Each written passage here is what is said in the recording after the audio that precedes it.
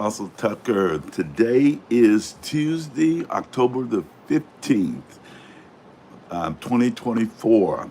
I want to talk with you today about practicing the presence of God. Practicing the presence of God. Psalm 16 and verse 11 says that in the presence of God there is fullness of joy. And I'm reminded of when Moses was being instructed or given the task of taking Israel into the promised land. He said, God, if your presence doesn't go with us, don't send us where your presence isn't going with us. That's in Exodus 33, verses 14 and 15. And Joshua, who was Moses' assistant before he took over after Moses died. But before he took over, he would be with Moses while Moses was basically being visited, having visitations of God in a tangible presence of God. And when Moses would leave, Joshua, the scripture says, he would stay behind just to linger in the presence and bask in the presence of God. And that was in Exodus chapter 33, verses 11 through 14. The presence of God, understand, it's like oxygen. It's like the air that you need to breathe. We need oxygen to live, and we need the presence of God to exist. One scripture has these words in it in the book of Acts.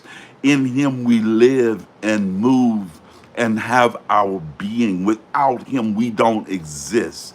This thing about the presence of God is the very credential of our existence. Please understand this: that just as nothing can separate you from the love of God, the same thing applies to the presence of God. Don't let anyone tell you different than that. David said in the 139th Psalm, verse number 7, he said, if I ascend to heaven, you are there. If I make my bed in hell, you are there, and on and on. He indicated that wherever you are, the presence of God is there with you.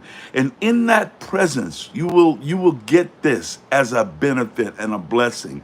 There is joy, Psalm 16:11. In the presence of God, there is protection, Psalm 91:1. In the presence of God, there is peace, Exodus chapter 33, verse 14. In the presence of God, there's guidance. That's Psalm 73, verse 23 and 24.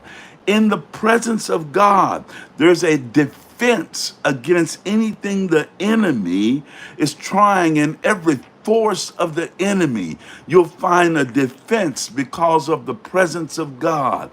In the presence of God, that's Psalm 97, verse number 5.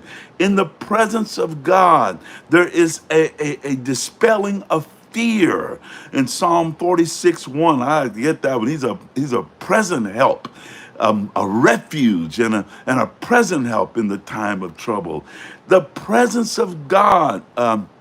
2 Corinthians chapter 2, verse 3. Second Corinthians chapter 3, verse 18 says that by his glory and in his presence, we are transformed and to be more reflective of who Christ is in the presence of God. Listen, practicing the presence of God should be our lifestyle. Live aware of his presence. Acknowledge him in all that you do. You'll enjoy heavenly blessings as you practice the presence of God. It's not by accident. It's not by coincidence. It's intentional. God, I love you. God, I acknowledge you. God, you are here with me right now. I am living in the presence of God. That's the word for today. Practice his presence because his presence is your blessing. That's your blessing.